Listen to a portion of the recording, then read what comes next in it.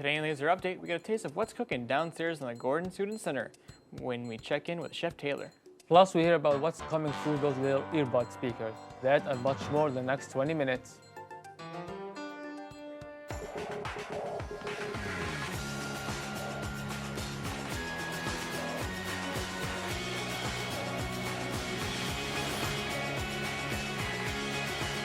Good morning, OCC. Welcome to today's edition of Lazer Update. I'm Chevy Chafee. And I'm Edgar Dawood. We're just about halfway through the season at show number 15.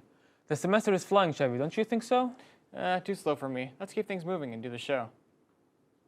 I hope you had a good breakfast. This next segment might make you hungry. Lazer Update grabbed a table with Chef James Taylor, and he shows us the kitchen. Our Dan Kelly takes us to the Stonewalls restaurant to get a taste of hospitality management. Chef James Taylor is the chair of the School of Business and the chair of Hospitality. I've been in the industry for over 30 years. I've been teaching for 20 of those years. The best part is sharing your knowledge with the up-and-coming students. Our students in hospitality management, once they receive their degree, they get entry-level management positions in the food service industry. So the best part, the reason why I get up every morning is to inspire young students. I want them to have the knowledge base that I have so they can go out into the industry and really crush it. With Stonewalls, this is a student-run restaurant. So the students actually rotate through the different positions of the kitchen. One day they're the manager, the other day they're serving, the next day they're on hot food, they're on desserts, they're on pantry. Chef Taylor brings his love of teaching and his passion of cooking to life at Onondaga Community College. Unfortunately, for most of us, Stonewalls is a classroom restaurant serving only special groups. But you can visit the pastry shop Bechamel, open every Tuesday from 10:30 to 4:30, or until they run out of stuff, and they always do. So get there early, and I'll see you there. It's time for our informative segment series. Did you know?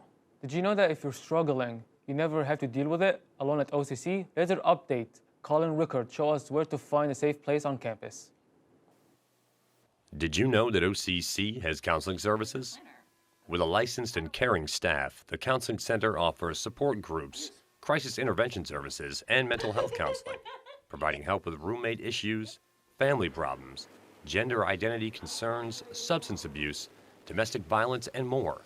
Or visit the food pantry. Schedule a private appointment or just walk right in. The Counseling Center is located inside Gordon next to Student Central, open Monday through Friday, 8:30 to 4:30. Go to sunyocc.edu/care. Research shows 60% of college students met the criteria for at least one mental health problem during the 2021 school year, and suggests that number increased in 2022 with 77% of college students reporting some levels of psychological distress. They are doing very important work in that office. Those are alarming figures. Remember, intuition, compassion, and empathy is human being magic. Don't be afraid to use it. Good point, Chevy. Are you doing okay? I'm fine, man. Thank you. For more info on the Counseling Center, visit sunyocc.edu/care. When you feel good and you have good friends around, you shouldn't make a day of it. You might just dedicate 2 days to an affair. Reporter Destiny Salas has the story from the Great Room. On April 18th through April 19th, Wellness Days were held on campus. OCC students got a chance to put the books down for a while, getting much-needed rest and finally a chance to relax. Wellbeing Days on campus are really an effort by the college to try to support students in their mental health. We've got some rocks to paint. Kids love painting the rocks. Something new called Brain Tap that we're bringing in. And then we've got a woman from Coco's Candles coming in. Her name's Yolanda Johnson, and she's going to help make body scrub. And then if you participate in any of those things, we've got Gannon's ice cream coming, and there's free ice cream if you participate. Able to do the massage chairs and painted rocks. I think this is very helpful for students because it helps release the stress, especially during finals week, a way for people or college students to de-stress. We want to have people know we care about people being relaxed, comfortable, and healthy. And whether it's healthy outlets for stress or healthy relationships, that's our goal here. And we think if you are relaxed, you're going to concentrate better, you're going to study better, you're going to do better. It's really nice to be at a college that's committed to helping us stay in good health. I actually did check out the Wellness Day, and I gotta say, I feel pretty good. They really know the vibe at OCC. Be sure to look for more Wellness Day next semester. It's time for a break. First, here are some things happening at the OCC that you want to know. Spring 2023 commencement is Saturday, May 20th at 11 a.m. at the SRC Arena. If you're a candidate for the graduation, check your inbox and RSVP by May 1st. Graduation caps and grounds are available in the OCC Barnes & Noble and bookstore. If you want to send your best wishes to your favorite grad student, please submit that by April 24th. All proceeds go to OCC Foundation. For more information, visit sunyocc.edu/gradcentral. I choose OCC because I can go on into stuff like neuroscience, keep going with psychology. I chose OCC for recording, behind the scenes, basically anything in studio work. Engineering aspects of my program that I was interested in. The CAD lab, the machine shop, and the hands-on basis of everything.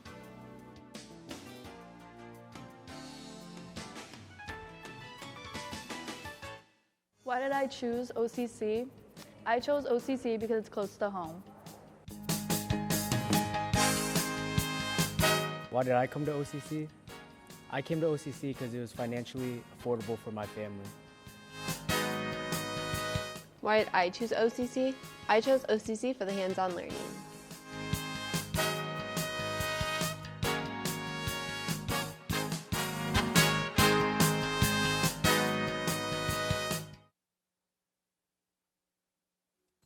Season 4 is coming to Netflix.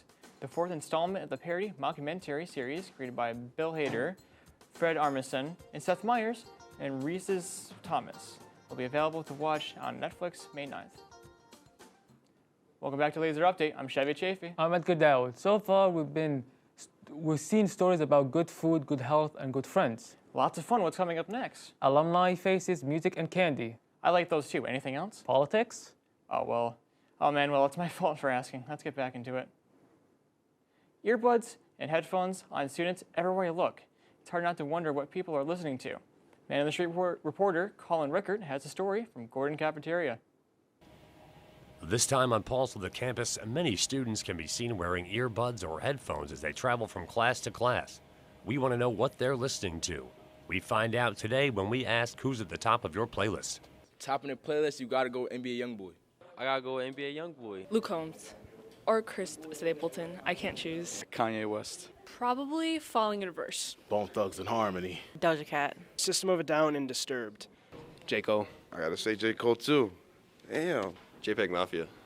A Boogie, Rod Wave, Polo G. Sometimes Foreigner. I like Adele. Probably Drake. Derek and the Dominoes, Brand New, Modest Mouse, Bright Eyes. And I listen to Nardo Wick and Frank Ocean. Oldies like Wu-Tang, NWA, Tribe Called Quest. For Pulse of the Campus, I'm Colin Rickert. There you have it.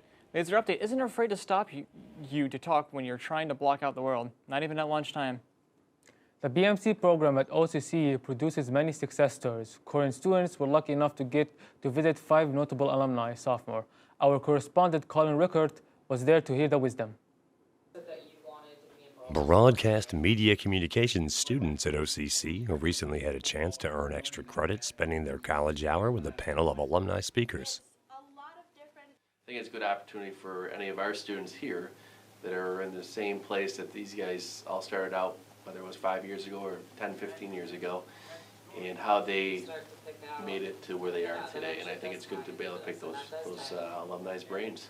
Pizza was provided by the Gordon Cafeteria. BMC freshmen, sophomores, and faculty were in attendance, some students working at the event. I heard a lot of interesting questions. Mostly I was on the camera though, so I was more focused on the camera and trying to frame everyone right and make sure everyone looks good. So you're working the event today? Yeah, I was working the event today. I was on camera number 4, getting a lot of crowd shots, a lot of reactions, and a lot of answering the questions and all that. The OCC grads took time off from their workdays at TV stations WKBW in Buffalo and News 10 Albany, movie studios Fox and Imagine Entertainment, and PSLA Fowler School in Syracuse. The speakers shared stories, took questions, and gave advice to students planning to continue their education and students who plan to start working after OCC. The panel, I think, was great. It was awesome. There are people here who are alumni who gave us a great insight on not only the TV industry, but also some of the challenges that could come with coming out of college and getting into such a competitive industry. I think it's great motivation for some of us coming out and trying to get into the field. For Laser Focused, I'm Colin Rickert. Really inspiring. All 5 speakers said they did more hands-on learning at OCC than they did at their 4-year school. The BMC program is one of the best things happening at OCC. We went off campus to catch up with another notable BMC alumni. Colin Rickert's on location at the Speech Candy Shop with the story. The Broadcast Media Communications program at OCC takes its graduates all around the country and beyond. Some BMC alumni remain in Syracuse as important members of our community. We recently sat down with Mike Speech of Speech Candy on Syracuse's north side. So when I attended OCC, I left right from high school, so I actually am a graduating class of 2002. Back then, it was called Electronic Media and Communications, so EMC. My time at OCC was wonderful. My mother also went to OCC, which is really kind of cool. Definitely something that you can translate into running a family business.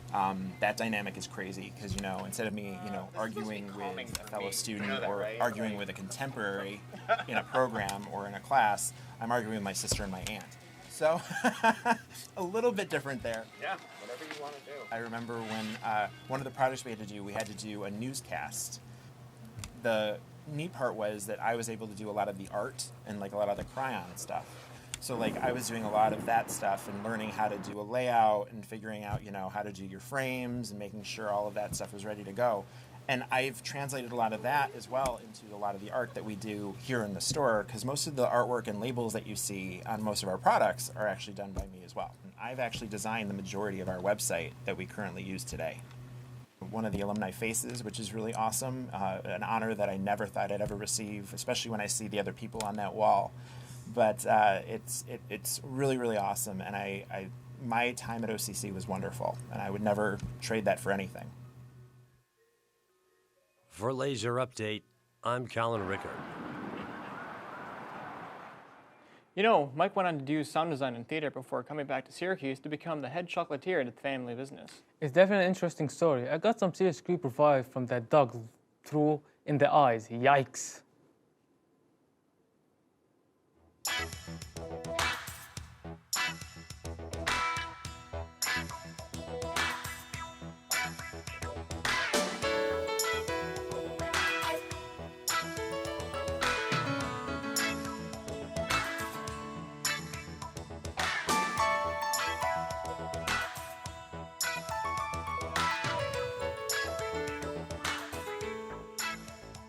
Are you tired of paying hundreds of dollars for one textbook? Well, have no fear, Box of Books is here. Box of Books is a program where you only have to pay $21 per credit hour for your textbooks. And the best part is, you don't have to keep the books for the rest of your life. At the end of the semester, you can walk into the bookstore to return your textbooks, or you can ship them from the comfort of your home. So stop draining your bank account and start spending your money on really cool things like this hoodie. Stop by the bookstore in the Whitney Atrium or scan this QR code for more information.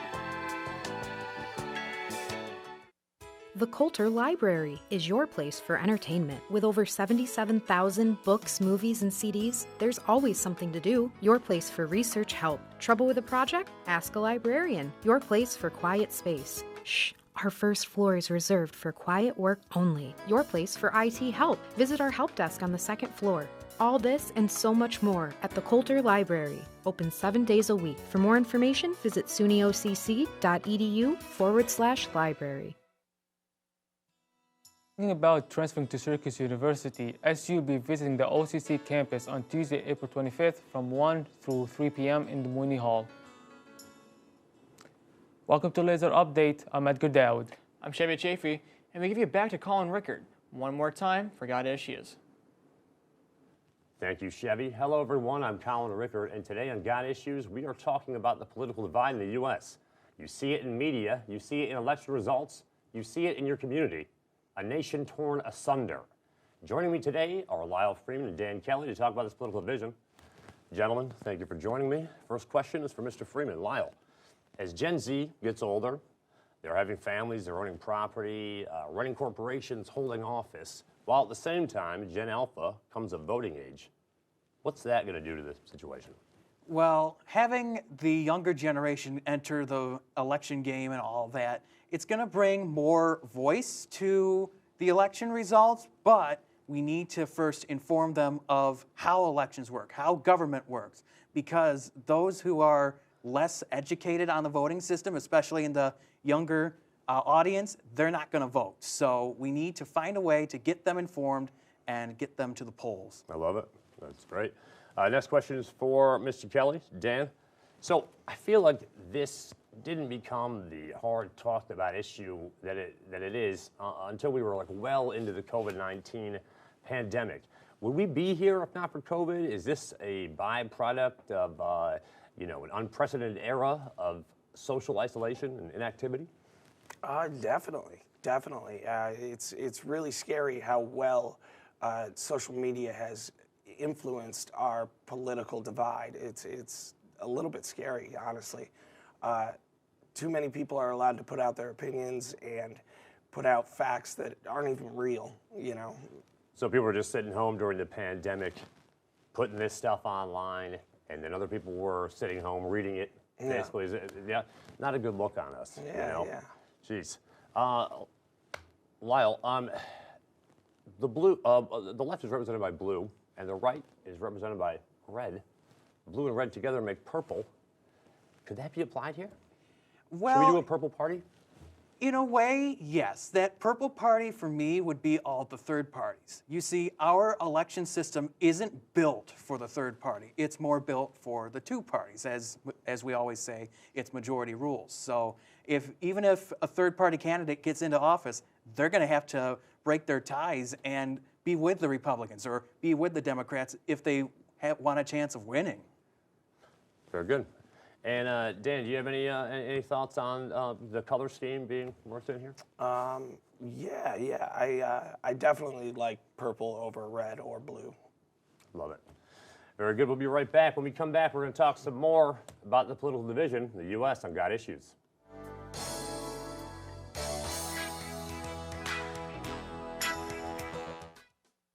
Space for community. Time of self-reflection. Room for entertainment. House of knowledge.